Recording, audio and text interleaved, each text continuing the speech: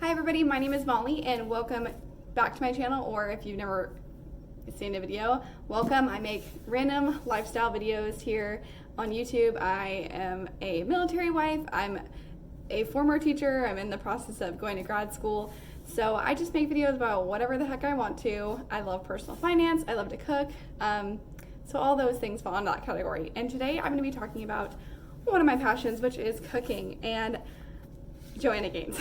So I decided to spend a whole week cooking through the Magnolia Table cookbook.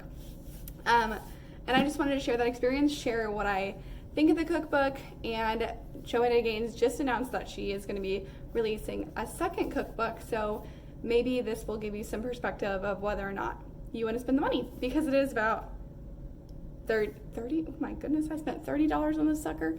So it is about $30. So it is a beautiful, lovely layout. I mean, girl crush goals every day, all day. I love Joanna Gaines, and I love Fixer Upper, I love Waco, I love all the things. However, is this worth the money? That's what we're going to determine. So come along, I enjoyed this process, and I'm just going to reflect with you guys. Here is the Magnolia Table book, and as you can see, it's worn with some love. That's flour. There's some tomato basil soup stains, but basically this is just a traditional cookbook, and it is split up in different sections. You can find this book, I'm sure, anywhere. I got it at Target because that's where I spent all my money.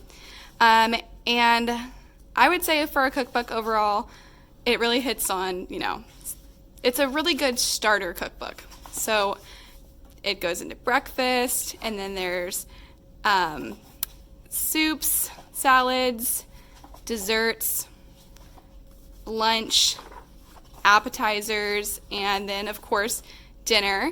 And I've basically cooked through all of these sections, except the only section I have not cooked through is dessert. And that is because honestly, none of these desserts really sound super appealing, and I'm not going to make something that I know that me and my family are not going to eat. So I will say I have not given that section a try. However, everything else, I've tried it out, and I want to give you my overall opinion on it. This is where we put our menu items for the week, and this past week is when we've cooked through the Joanna Gaines cookbook. And I have some clips from that, but overall, I just want to give you guys my opinion on some of them, and then talk about some of my favorite recipes. With Miss Gail's chicken fettuccine Alfredo, and this meal was really good. However, it didn't stand out as anything from just normal fettuccine Alfredo that you could look up a recipe on Pinterest, and I didn't actually get any clips of that because I'm a bad YouTuber, as you can tell from watching this video. But overall, I would say it's probably a 3 out of 5. It was solid, except it was really nothing special. The next day, we did shepherd's pie, and this was definitely the biggest letdown of the week. Yeah, it was really weird. I don't know if anyone else has made this recipe, but the tomato paste in the shepherd's pie was really gross, and I would say I will definitely never make this shepherd's pie again. There's just a lot of shepherd pie recipes out there that I've eaten that are much better, and I don't know if I messed it up somewhere along the way, but it was really gross. I wish I had taken a picture of it just so I could show. Maybe I made it bad, I don't know. I threw the entire thing away and had like half a portion. So that's how bad it was, and it was kind of labor intensive. I would definitely give it like a 2 out of a 5.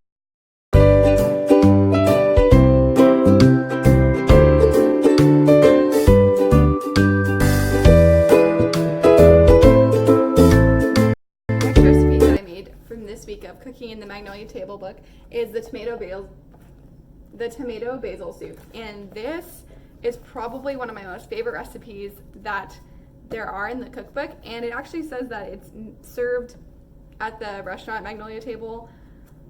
This is a really good tomato basil soup recipe. I mean, it's just very flavorful, really good, reheats really well, makes a good portion for 2 people. It's just me and my husband.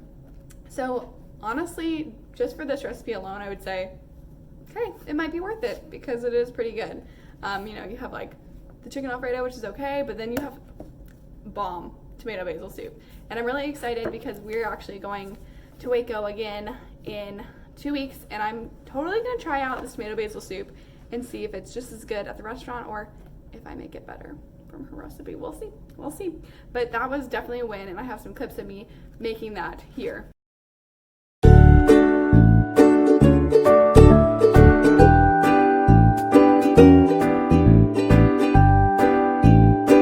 Okay, the next recipe is actually a recipe that I make kind of frequently, and it's because of this cookbook. So again, one of those recipes that really stands out, and I would say is worth the $30 because it gave me a whole new meal that I'm pretty confident with making now, so I'd say it's worth it. And that is meatloaf. And before I purchased this book, I had never even made meatloaf.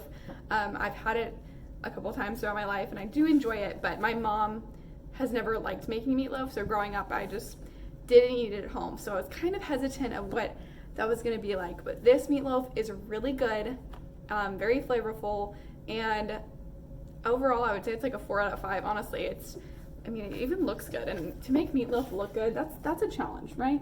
I don't know, I'm trying to get my face in there. That's a challenge, but it's really good, and it's a staple in our house. So we eat a lot of ground beef here, which is, I know, not the most healthy, but it's one of those meals that you can just throw together. It takes like an hour, but it's so easy. You're just mixing ingredients together, and that's basically it. The last dinner recipe that was made this week was the blackened fish tacos, and it has a magnolia. It has a mango slaw in it, and we actually ate this last night for dinner, so here's a clip now.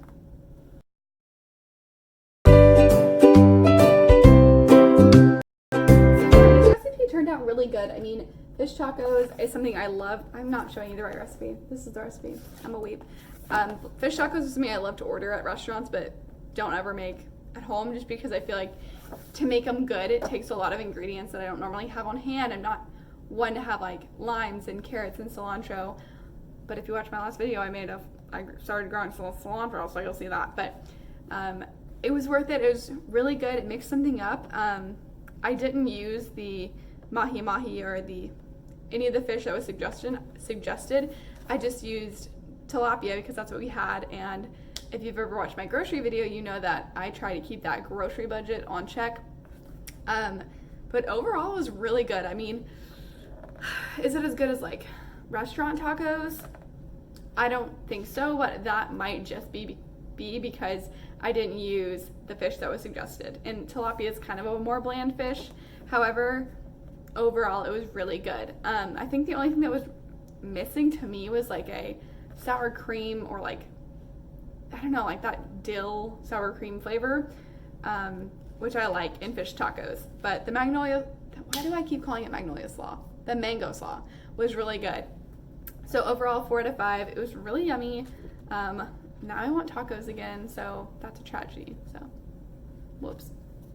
Okay, and the last thing, which I should have videotaped, but I'm again trying to step up on this YouTube game. If you have suggestions, you can let your girl know. But the last thing I did was I made JoJo's biscuits, and I made the Bobo. So we got JoJo and Bobo. That's Bobo. We got Bobo's classic gravy. So I made that for breakfast.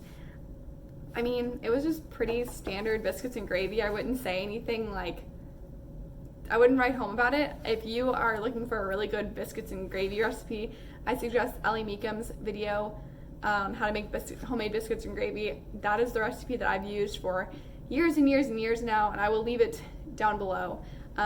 Honestly, I'd prefer that. I know that the biscuits and gravy are like, or her biscuits are like a staple, and it's supposed to be like super great, but it was just really average to me. I would say like 3 out of 5, so I don't know if that gives you anything, but okay. So the whole reason we're making this video, should you buy the Magnolia Table cookbook? I would say yes, if you are the type of person to use a cookbook. And what I mean by that is, I know that Pinterest is super easy to navigate, it's great, all that.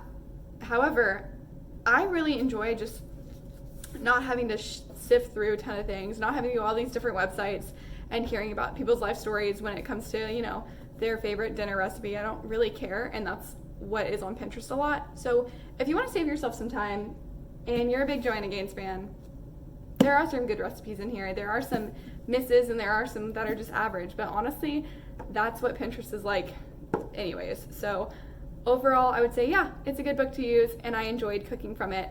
And it was a fun little challenge to do throughout this week. So if you guys have any other cooking related videos, any other related videos in general that you'd like to see, you can leave it in the comments down below. I would love to make them for you. So